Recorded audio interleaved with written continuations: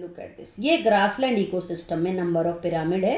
Suppose there are 6 million grasses, तो 6 million grasses पर primary consumer कितना होंगे, दिस इज द नंबर 7,08,000। उसके बाद है secondary consumer, these are 3,54,000, this is tertiary consumer. Data को ऐसा लर्न करने की जरूरत नहीं, हाँ बेसिक आइडिया होना चाहिए कि in a grassland ecosystem for every 6 million plants there are only 3 tertiary consumer. ये आप बिल्कुल याद रखेंगे कि pyramid of number is upright in grassland ecosystem as well as aquatic ecosystem। अगर अब हम कुछ और एग्जांपल ले रहे हैं जहां पे pyramid of number कैसे, now ecological pyramid means graphical representation of different parameters of ecology। क्या क्या हम इसमें ग्राफिकली एक्सप्लेन कर सकते हैं, that is number, biomass, energy. कौन कौन से करेक्टर्स के ऊपर हम पिरामिड कंस्ट्रक्ट कर सकते हैं, बायोमास, एनर्जी एंड नंबर। जैसे लास्ट डायग्राम जो हमने इंट्रोडक्टरी स्लाइड में दिखाया, वहाँ पर हमने क्या लिए थे, नंबर। पिरामिड के अंदर हम क्या रिप्रेजेंट करेंगे, number, biomass, energy available at each trophic level ना। यहाँ पर देखेंगे बायोमास को हमने मापने के दो तरीके बताए थे, fresh weight and dry weight. यहाँ पर कौन सा वेट प्रीफर करेंगे, that is dry weight. Fresh weight को हम कंसिडर नहीं करेंगे।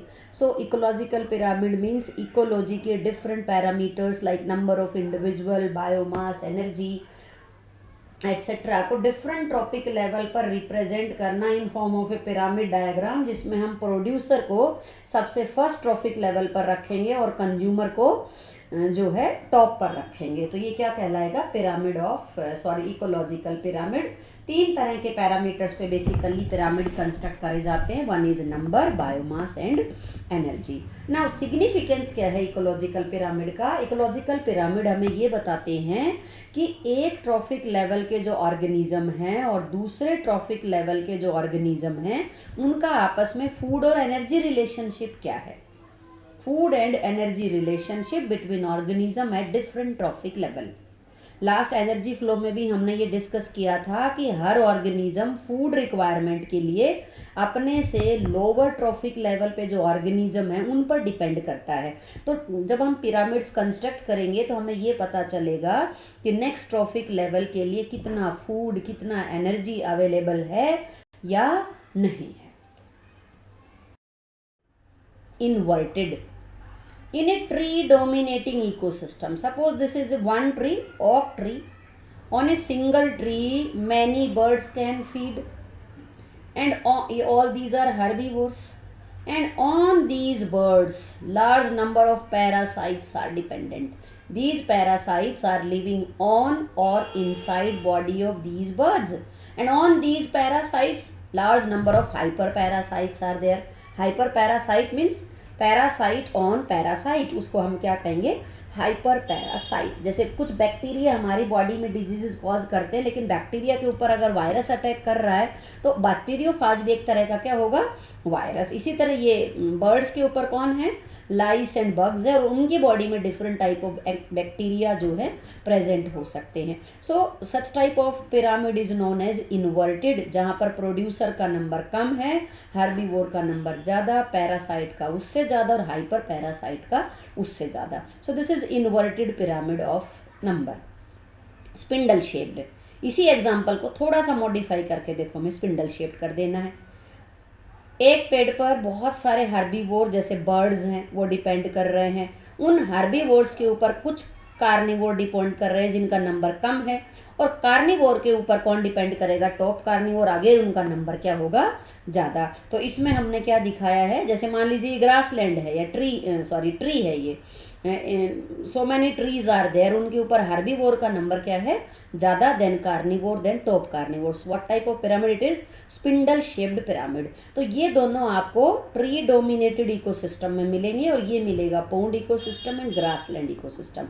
अब एक चीज़ और, क्वेश्चन के ऊपर डिपेंड रहेगा, अगर जनरलाइज्ड ऑप्शंस हों तो उसमें अगर हम देखें ओवरऑल आप देखो तो फॉरेस्ट के अंदर भी जो ट्रीज हैं और जो जो प्रोड्यूसर्स हैं उनका नंबर क्या रहेगा, ज़्यादा। और उसके बाद zooplankton, then small fish, sorry उसके बाद ये herbivore, then carnivore, then secondary carnivore. So forest ecosystem में भी देखें तो पिरामिड ऑफ नंबर क्या रहेगा, अपराइट। लेकिन यहाँ पर हमने स्पेसिफिक एग्जाम्पल लिए हैं कि मान लीजिए यहाँ एक ही पेड़ पर बहुत सारे बर्ड और यहाँ पर कुछ ट्रीज हैं जिनके ऊपर बहुत सारे हर्बीवोर डिपेंड कर रहे हैं और carnivore and then top carnivore.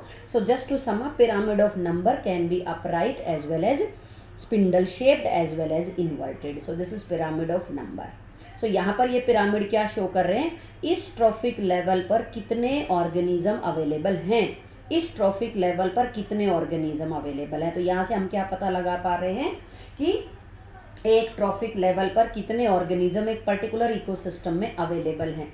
In trophic level को कंस्ट्रक्ट करते हुए कुछ हमने कन्वेंशंस लिए हैं कि एक ऑर्गेनिज्म को हमने एक ही ट्रॉफिक लेवल पर काउंट किया है।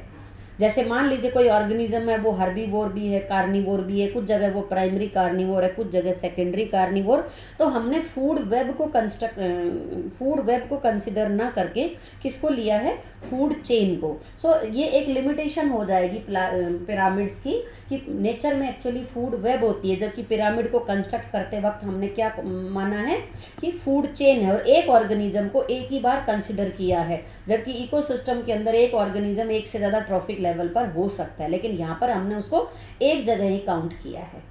तीसरा, जब आपने प्रोड्यूसर का नंबर कैलकुलेट किया तो वहाँ पर उस इकोसिस्टम में जितने भी तरह के प्रोड्यूसर हैं, जैसे यहाँ पे फाइटोप्लैंक्टन्स हैं, डायटम्स हैं, कुछ ब्लू ग्रीन एल्गा हो सकती हैं, कुछ हायर प्लांट्स भी हो सकते हैं, तो हमने उस एरिया के सारे प्रोड्यूसर को काउंट किया है। कोई एक पर्टिकुलर नेम से हमने नहीं लिया है कि सिर्फ हम डायटम्स ही देखेंगे या सिर्फ हम हायर प्लांट्स ही देखेंगे। नो, उस इकोसिस्टम में जितनी भी तरह के प्रोड्यूसर्स हैं ऑल आर इंक्लूडेड।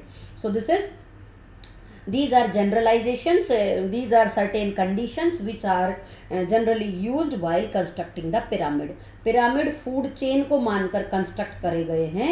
एक ऑर्गेनिज्म एक ही ट्रॉफिक लेवल पर ऑक्यूपाई कर रहा है पिरामिड के अंदर, जबकि नेचर में वो एक से ज़्यादा ट्रॉफिक लेवल ऑक्यूपाई कर सकता है, और नेचर में फूड चेन ना होकर क्या होती हैं, food web.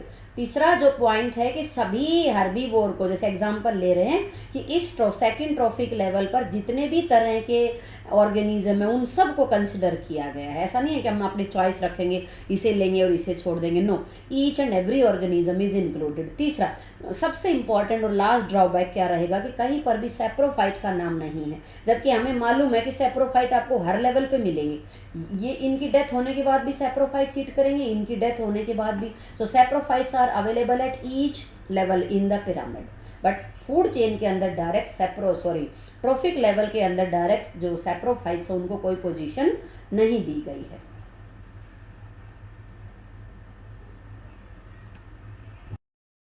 Second type of pyramid, pyramid of biomass. यहाँ पर हम ग्राफिकली क्या रिप्रेजेंट करेंगे, biomass of an organism eight each trophic level in form of pyramid diagram. So how will you define pyramid of biomass?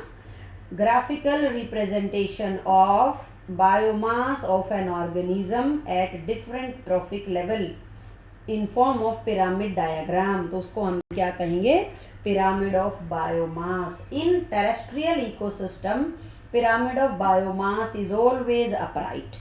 Pyramid of number हमने तीनों तरह के देखे, upright, inverted, spindle shaped. Pyramid of biomass दो तरह के होंगे। Pyramid of biomass aquatic ecosystem में इन्वर्टेड होगा, टेरेस्ट्रियल इकोसिस्टम में अपराइट होगा। And this is most important question, has been asked in the exam so many times. Terrestrial ecosystem में pyramid of number की तरह पिरामिड ऑफ बायोमास भी upright होगा। Producer का जो बायोमास है वो ज़्यादा है as compare to carnivore, primary consumer. Carnivore का से भी ज़्यादा होगा, no doubt. So at each trophic level biomass is decreasing. Just like energy, pyramid जो है it is also following the same condition that it is decreasing from first trophic level to next. So terrestrial ecosystem में pyramid of biomass is always upright. In aquatic ecosystem pyramid of biomass is inverted. जो phytoplanktons है उनका biomass कम है as compare to जू plankton.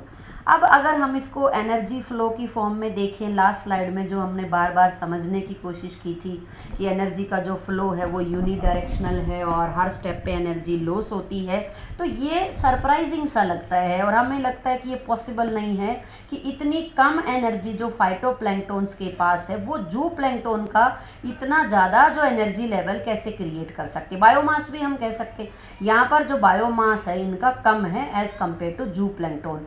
तो ये अपने जो फूड चेन का जो हमने पढ़ा था एनर्जी फ्लो, उसके जो है अकॉर्डिंग नहीं चल रहा है। फाइटोप्लैंक्टन का बायोमास बहुत कम है as compare to zooplankton. Common language में समझे तो इन्हें ईट कर करके इतना बायोमास बना है, जबकि अगर हम देखें सीधे सीधे तो ऐसा पॉसिबल नहीं है।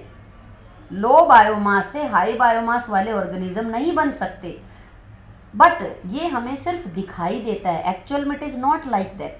एक पर्टिकुलर टाइम पर अगर आप किसी इकोसिस्टम की स्टडी करेंगे तो वहाँ पर आपको इस तरह का ग्राफ देखने को मिलेगा। एक पर्टिकुलर टाइम पर आप एक्वेटिक इकोसिस्टम की स्टडी करेंगे तो आपको कैसा पिरामिड मिलेगा, inverted pyramid of biomass. And now the reason is कि ये जो फाइटोप्लैंक्टन्स है, जैसे जूप्लैंक्टन से ज़्यादा फिश का बायोमास मिलेगा, इस फूड चेन में या ट्रॉफिक लेवल में या पिरामिड डायग्राम में जैसे जैसे हम ऊपर की तरफ जाएंगे ऑर्गेनिज्म कॉम्प्लेक्स होते जाएंगे और उनका लाइफ स्पैन ज़्यादा होता चला जाएगा। फाइटोप्लैंक्टन्स की life span is very short and they multiply at very fast rate of time. इसे आप कैसे समझेंगे, मान लीजिए इस पॉन्ड को कंस्ट्रक्ट करे हुए 2 साल हुए हैं, 1 साल के अंदर अभी फिलहाल आपने स्टडी किया तो इसमें 100 ग्राम पर मीटर स्क्वायर जो है यहाँ पर इनमें बायोमास बन गया है, लेकिन वो 100 ग्राम 20 ग्राम फाइटोप्लैंक्टन्स ने प्रोड्यूस नहीं किया है। अगर हम हाइपोथेटिकल एग्जांपल लें कि सपोज इस दौरान ये फाइटोप्लैंक्टन्स 5 बार मल्टीप्लाई कर चुके, जितने थे उनमें मल्टीप्लाई हुए, कुछ की डेथ हो गई, कुछ इसके फूड बन गए, फिर उन्होंने मल्टीप्लाई किया, इनकी डेथ हो गई, इनका फूड बन गए। तो जो टोटल अगर आप देखोगे तो टोटल जो बायोमास है वो आपको ऐसा ही दिखेगा। कैसा दिखेगा, अपराइट, बिकॉज इन फाइटोप्लैंक्टन्स की एज छोटी है, एज कम है, तो एक पर्टिकुलर टाइम पर वो आपको ज़्यादा नहीं मिलेंगे। जबकि इनके केस में क्या होगा कि they are eating on phytoplanktons और जो लाइफ है वो फाइटोप्लैंक्टन्स के कंपैरिजन में क्या है, लंबी है। सो ये ज़्यादा लंबे टाइम तक सर्वाइव करते रहेंगे और हो सकता है इनकी तो 2 से 3 जनरेशन चलेगी और ये अभी एक ही जनरेशन में है, तो ये इन्हें ईट कर रहे हैं और अपनी बॉडी का बायोमास बिल्डअप कर रहे हैं। सो टेरेस्ट्रियल इकोसिस्टम में पिरामिड ऑफ बायोमास अपराइट होगा, बट एक्वेटिक इकोसिस्टम में pyramid of number is inverted. लेकिन इसका मतलब ये नहीं है कि ये उस जनरलाइजेशन को फॉलो नहीं करेगा कि जो भी बायोमास हमारी बॉडी में वो प्रोड्यूसर से बना है, और जैसे जैसे हम सक्सेसिव हायर ट्रॉफिक लेवल पर जाएंगे बायोमास क्या होगा, decrease. So I hope it is justified now. So pyramid of biomass aquatic ecosystem में इन्वर्टेड है, बिकॉज जैसे जैसे हम फूड चेन में ऊपर की तरफ जाएंगे, पिरामिड में ऊपर की तरफ जाएंगे, एनिमल का जो लाइफ स्पैन है, जो कॉम्प्लेक्सिटी है वो बढ़ती चली जाएगी and they are able to survive for long time period. And phytoplanktons are having very short life and they multiply at a very fast rate.